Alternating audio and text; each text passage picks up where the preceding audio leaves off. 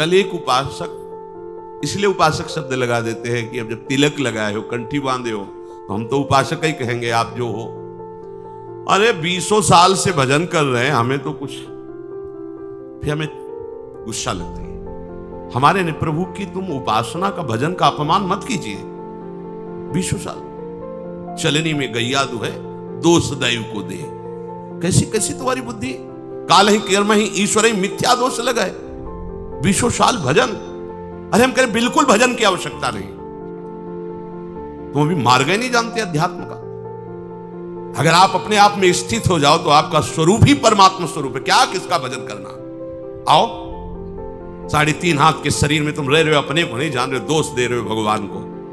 बिल्कुल भजन की आवश्यकता नहीं, क्योंकि आपका स्वरूप ही परमात्मानंद है, आपका स्वरूप ही आत्मा में। लौट अपनी तरफ, बड़ा ज्ञानी बनता है, बड़ा प्रयत्नशील बनता है, तो हट त्रिगुण शरीर से अपने स्वरूप में कोई भजन की आवश्यकता नहीं। तभी तो कहा बोधजन्य को किसी भजन वृत्ति की जरूरत है क्या, वो तो स्वात्मा राम है, वो तो भगवत स्वरूप है, उसकी एक एक स्फुरणा केवल भगवान ही होते हैं। कहां लौट रहे हो? तो आज संबंध में, संबंध की हो, स्त्री पुत्र परिवार देह भोग ममता, तो फिर क्रिया में सही चल।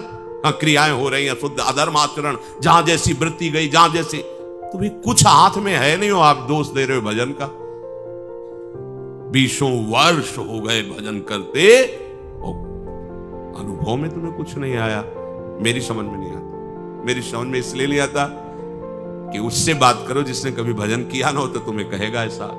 यहां जीवन ही भजन है, यहां आहार ही भजन है, कैसे तुम्हें बताएं, श्वास ही भजन है। भजन की कभी निंदा मत करो, तुम अपनी कमी को देखो। भजन नामामृत है, देखो ना, हरिवंश महाप्रभु पाए राधा नाम का स्वाद, तो कह रहे राधा नाम सुधा रसम रसी तुम जिह्वास्तु में विह्वला। तुम्हारी जबान में पित्त बढ़ने के कारण करुआहट है, तो तुम्हें मिश्री भी कड़वी लगती है, तो पित्त का समन भी वो मिश्री ही कर देगी, पर नियम से पाते रहो। 20 साल नाम जब, कैसी बात कर दी, 20 साल।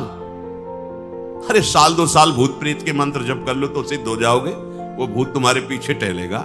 और पंचभूतों की रचना करने वाला ईश्वर 20 साल से तुम जप कर रहे हो, तुम्हारी समझ में नहीं आया, तुम्हें गुरु नहीं मिला, तुम्हें मार्ग नहीं मिला, तुम मनमानी आचरण करते हो, भगवत विरुद्ध आचरण करते हो, 2-4 माला घुमा लेते होगे तो समझते हो 20 साल से भजन कर रहे हैं। भजन को आप कलंकित मत कीजिए, भजन ऐसी वस्तु नहीं, भजन ऐसे।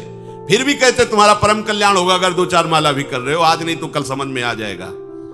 अभ्यास भजन का, जो श्री भगवान कह रहे हैं, आप अपनी जिह्वा से तो नाम का जप कर रहे हो और इंद्रियों से अधर्माचरण कर रहे हो, कैसे तुम्हें अनुभव में आ जाएगा? कैसे अनुभव आ जाए? पूरे घड़े में एक छेद कहीं कर दो, वो कभी नहीं भरेगा, कभी नहीं भरेगा। अगर आप भजन का आनंद लेना चाहते हैं तो फिर वही बात आ गई, आसुरी भाव को छोड़िए, गंदी बात को छोड़िए। जो अधर्माचरण करते हुए भजन की सिद्धि प्राप्त करना चाहता है, या तो वो मूर्ख है और या तो माया के द्वारा ठगा गया। ऐसा नहीं है कि तुम पापाचरण करते रहो और भगवत अनुभूति हो जाए, नहीं है ऐसा। आसुरी भाव त्यागे बिना आप भगवदानंद की तरफ नहीं बढ़ सकते। देख लो ना, करके देख लो।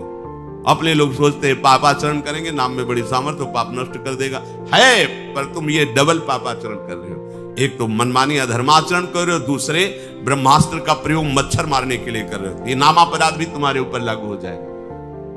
अरे जिससे छूटने के लिए हम कोशिश कर रहे हैं, उसी को तुम पकड़े हुए हो। क्या है? अज्ञान वृत्ति है। अपने लोगों ने, जानते हो कैसे अभ्यास किया है?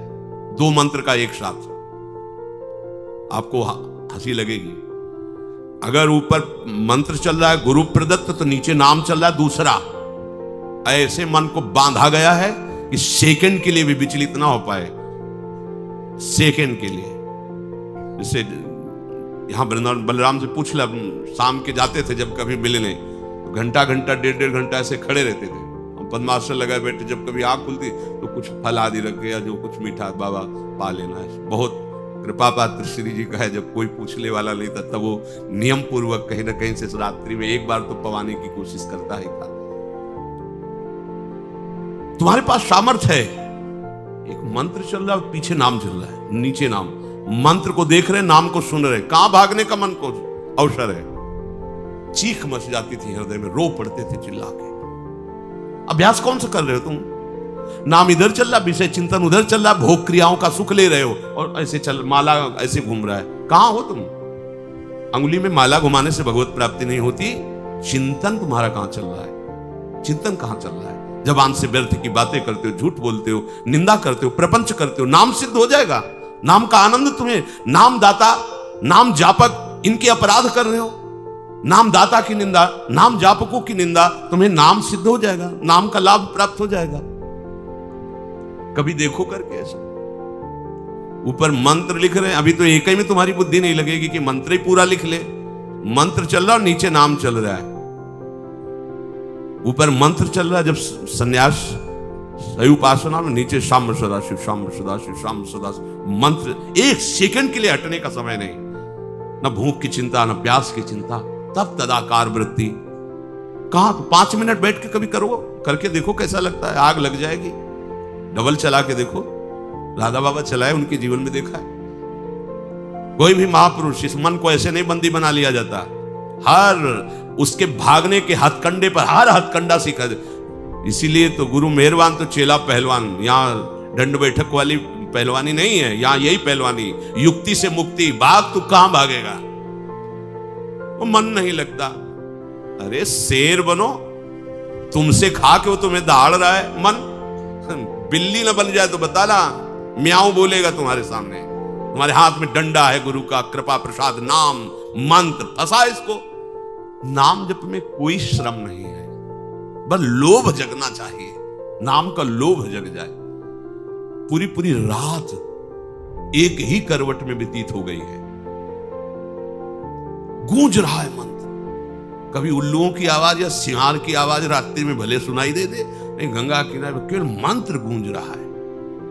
अच्छा, आप लोगों को अभ्यास के लिए कोई श्रम नहीं करना। देखो, सुबह से लगे हो सत्संग, इसके बाद कृष्ण जी का मंगला वन विहार, 9:30 बजे तक तो आपको फुर्सत ही नहीं। चेतसा नान्यगामिना, समझो भगवान के वचन को। तुम्हारा चित्त कहीं जाए ही ना, ऐसा अभ्यास करो। ऐसा होता है अभ्यास। स्नान करके शरीर की शुद्धि ही नहीं कि वस्त्र पहनना, बाहर निकल करके वो आपने तो वस्त्र, अच्छा वस्त्र, ऐसा थोड़ी कि चित्त देह भाव में ही लगा हुआ है। क्रियाएं हो रही, उनकी शुद्धि नहीं है। नामाकार वृत्ति, भगवदाकार वृत्ति, ये किस जन्म में करोगे? कब करोगे? यही अवसर है। वो तो अवसर मिल गया, भजन का अवसर। इससे बड़ा कोई लाभ नहीं। अब आप चित्तवृत्ति को कैसे आप बर्बाद करते हैं? जब देखने को मिलता है तो लगता है कैसे बर्बाद करते हैं। ये समय यौवन अवस्था का एकमात्र भगवदाकार वृत्ति के लिए तुम्हारी नेत्रों की ज्योति चमकनी चाहिए और नासाग्र में दिखनी चाहिए। जब आपकी तरफ नेत्रों को देखे तो लगे हाँ, एकाग्र दृष्टि, भगवदाकार दृष्टि है। जैसे उल्लू है ना, दिन में उसको कुछ नहीं दिखाई देता, रात्रि में उसके नेत्र चमकते हैं। ऐसे ही हमारी कुछ दृष्टि है। ज्ञान में हम अंधे हैं और अज्ञान अंधकार में खूब बढ़िया नेत्र काम करते। वो ऐसा, ये भोग सामग्री, ये अंधकार में उल्लू को बढ़िया दिखाई देता है, लेकिन दिन के प्रकाश में उसको कुछ नहीं दिखाई देता। तो भक्ति का प्रकाश और ज्ञान का प्रकाश हमारे नेत्रों में नहीं समझ में आ रहा। माया का अंधकार हमारे समझ में आ रहा, काम क्रोध लोभ मोह, तभी हमारे उल्लू बना रही माया हमें। नाम रूपी धन, प्रियालाल के रूप का ध्यान, प्रियालाल की सेवा, इससे वंचित किए हुए हैं। श्री हरि को जिसने आत्मसमर्पण कर दिया, उसका सब कुछ सार्थक हो गया। स्वात्मार्पणम स्वसुहृदा परमस्य पुंसः, प्रभु को समर्पित हो जाना। आप लोग कहेंगे मैं प्रभु को समर्पित हूं, कल की चिंता तुम्हें क्यों है? भविष्य की चिंता तुम्हें क्यों है? वर्तमान की चिंता तुम्हें क्यों है? भूत के किए हुए कर्मों की चिंता तुम्हें क्यों है? क्योंकि तुम आत्मसमर्पण नहीं किए हो, इसलिए है। अरे आत्मसमर्पण की वृत्ति में तो आकर देखो, नाच पड़ोगे अभी। इसीलिए कह रहे भगवत प्राप्ति में कुछ श्रम नहीं है। श्रम है इस ममता को बटोरने में, बस इसको समेटने में। एकदम भगवत प्राप्त अभी हो आप समझो आपको कुछ नहीं प्राप्त करना।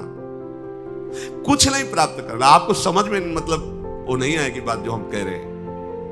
आपका स्वरूप ही भगवत स्वरूप है। आप किसी माटी से बने हुए नहीं है, आप भगवान से बने हुए हैं। ये भगवान से प्रकट हुआ है और वो केवल भगवान है। ये अंदर की बात तुम्हें कह रहे, शुद्ध शुद्ध बुद्ध बात है। ये भगवान से प्रकट हुआ है, भगवान से।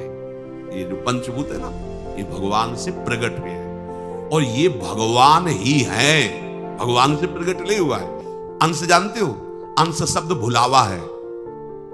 भुलावा, भूलने वाला शब्द है अंश। अंश नहीं है, वही महाराज बैठे हुए, वही आए।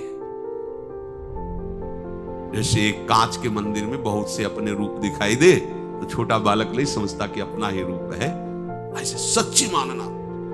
वही बैठे खेल रहे हैं, आप हो ही नहीं। आप अपने को भ्रम में फांस लिए हो।